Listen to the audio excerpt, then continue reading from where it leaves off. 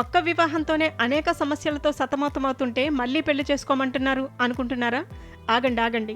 మేం చెప్పేది రెండో పెళ్లి చేసుకోమని కాదు, రెండోసారి పెళ్లి చేసుకోమని. అర్థం కాలేదా? అయితే మీరు ఈ వీడియో చూడాల్సిందే. కాకినాడ జిల్లాలోని ప్రముఖ పుణ్యక్షేత్రమైన అన్నవరం సత్యదేవుని సన్నిధిలో విచిత్రమైన ఆసక్తికరమైన ఘటన చోటు చేసుకుంది.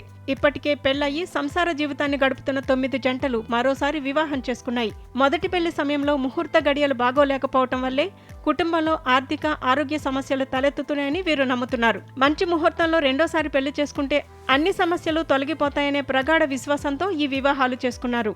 ప్రముఖ ఆస్ట్రో న్యూమరాలజిస్టు సలహా మేరకు ఇలా మరోసారి పెళ్లి చేసుకున్నామని ఈ జంటలు చెబుతున్నాయి. వేద పండితుల మంత్రోచ్చారణల నడుమ సంప్రదాయబద్ధంగా శ్రీ సత్యనారాయణ స్వామి వారి సన్నిధిలో మరోసారి భార్యాభర్తలు మాంగళ్యధారణ గావించుకొని ప్రత్యేక వ్రతాలు ఆచరించారు.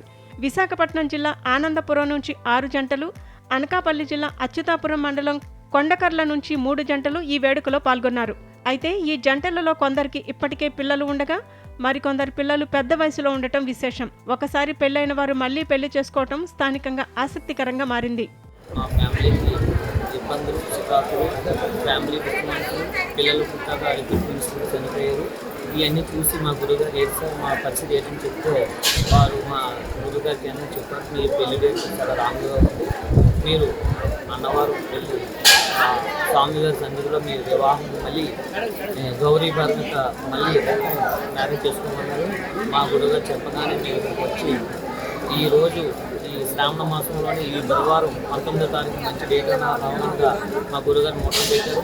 ఇక్కడికి వచ్చి ఈరోజు సన్నిధిలోని మేము మ్యారేజ్ చేసుకుని ఈ స్వామి రాజకీయ తీసుకోవాలని కోరుతున్నాము. మ్యారేజ్ అయిపోయిన వెంటనే మా వేరే వెంకట సత్యనారాయణ రత్నం చేసుకోవడం జరిగింది.